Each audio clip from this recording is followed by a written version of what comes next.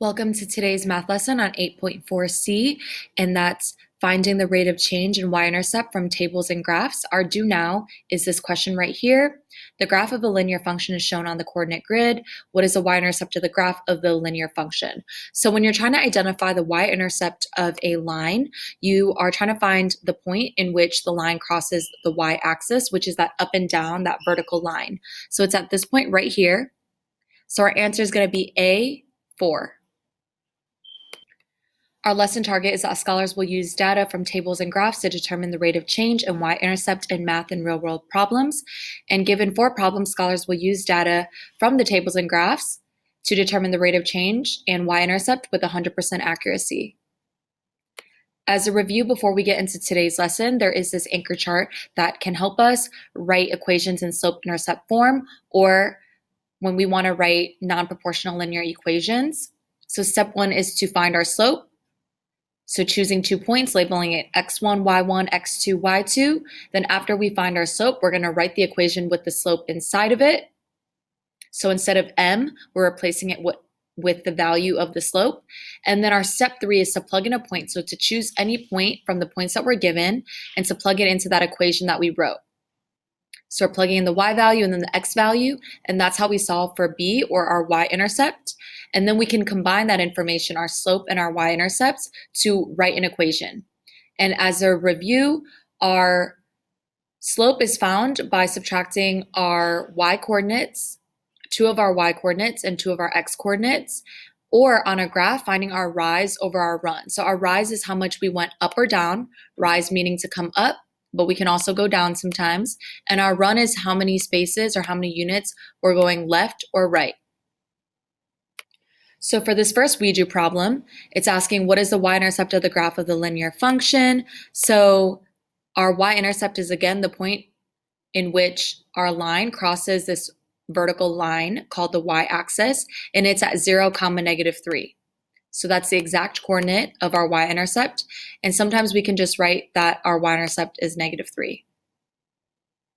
This next we do is the table below, or it's above, lists points on a line. What is the rate of change of the line? So we're finding the rate of change. So that's our change in y over our change in x. In this case, we can't tell if this is a proportional or non-proportional relationship. So what we're going to do is we're going to subtract our y2 minus our y1, and then divide that by our x2 minus our x1. So now we're going to label 2 points. So I'm going to choose the -2, -10. Our -2 is our x1, and our -10 is our y1. Then I'm going to choose 0, -4. Our 0 is our x2, and our -4 is our y2. So now I'm going to plug these numbers back into this equation, our slope equation. Y2 is -4.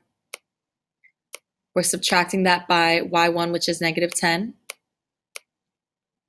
And then we have x2, which is 0, minus x1, which is -2. So when I see two negative symbols or numbers right next to each other, just a negative sign right next to each other, I'm going to actually change that to a positive or plus. So we don't have -4 minus -10 anymore. We have -4 plus 10. And so a review on adding integers is that my first question that I'm asking to myself is, are the signs of the numbers the same? -4 and +10. Are they both positive or are they both negative? No. So what I'm going to do is, instead of adding, I'm going to do the opposite. So the opposite of adding is subtracting. So 10 minus 4 is 6. And then to figure out which one has a bigger absolute value is how far away that number is from 0. So -4 is 4 away from 0, and 10 is 10 away from 0. So the 10 has a bigger absolute value, and the 10 is now positive. So our answer is going to be +6. Then we have 0 plus 2 instead of 0 minus -2. 0 plus 2 is +2. 6 divided by 2 is 3. So our rate of change, or our slope, or a unit rate for this problem is +3. Our next WeDo problem is the table above lists points on a line. What is the y-intercept of the line? So to find the y-intercept of this line, we're first going to have to find the slope. So we're going to do the exact same steps that we just did for our last problem. We're going to use the equation y2 minus y1 and divide that by our x2 minus x1. Now we're going to label 2 points on our table. So I'm going to choose -4, -2. -4, I'm going to label my x1. -2, I'm going to label my y1. Then I'm going to choose the 4, 0. So 4 is my x2 and 0 is my y2. And from here, I'm going to plug in the numbers into this equation. So y2 minus y1, we have 0 minus -2. And then our x2 is 4, so we have 4 minus -4. Our x1 was -4. So now you can see that we have two negative symbols right next to each other. So I'm going to change them into plus or positive. So now we have 0 plus 2, which is 2, and 4 plus 4, which is 8. So if I were to simplify this, what I can do is list out the factors of 2 and 8. So the two numbers that multiply together to make 2 are 1 times 2. Two numbers that multiply together to make 8 are 4 times 2. And the common factor is the 2, so I can cross that out. So 2 over 8 is the same thing as 1 over 4. 1 over 4 would be the simplified version. And if I wanted to change this into a decimal, I divide 1 divided by 4, which gets us 0.25. So this is our slope. We're not done. We haven't found our y-intercept yet. To find our y-intercept, we're going to have to plug the slope back into the equation y is equal to mx plus b. So we're going to have y is equal to 0.25x plus b. Now I'm going to choose one of the points that I already have labeled. So I'm going to choose 4, 0, and I'm going to take the y value, which is 0, and plug that into the equation. So I have 0 is equal to 0.25 times x. Our x value was 4, plus b. Then we have 0.25 times 4. That's the same thing as 4 quarters, makes $1. So we have 1 whole plus b. Our last step is to think about what number plus 1 makes 0, or we could solve it the math way.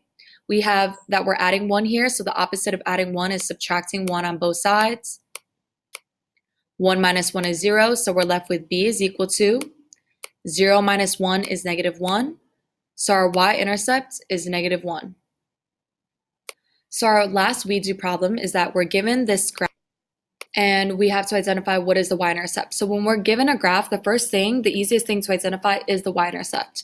In this case, it's this point right here, and it's even labeled for us 0, 5. So our y-intercept is +5. Now we have to find our slope. So what we're going to do is choose another point that is at the intersection of the grid, so where the two gray lines meet. So this right here is not a good point. This is not a good point. This is not a good point. This is not a good point. This is a good point. And so now I'm going to find my change in y over my change in x, which is my rise over run. So looking at from here to here, from left to right, we're going down, right? So that means that our change in y or our run is going to be negative. And we went down -1, 2, 3, 4, 5. So our change in y is going to be -5 since we went down 5 units. Now we have to figure out what our run is. So how many units we went to the right. And as you can see, we went over 2 units to the right. So now we have -5 divided by +2. -5 divided by +2, a negative divided by a positive is negative. 5 divided by 2 is 2.5. So now that we've found both the y-intercept and the slope, we can combine that information to write our equation in y equals mx plus b form. So we have y is equal to, our slope is -2.5, so we have y is equal to -2.5x. And then our y-intercept is positive, so we're going to do +5. The last thing is the DOL. So if you click on this Google form, DOL. It's hyperlinked to 4 questions that you have to answer to show your understanding of today's concepts. Thank you so much for following along in today's math lesson, and see you in my next math video.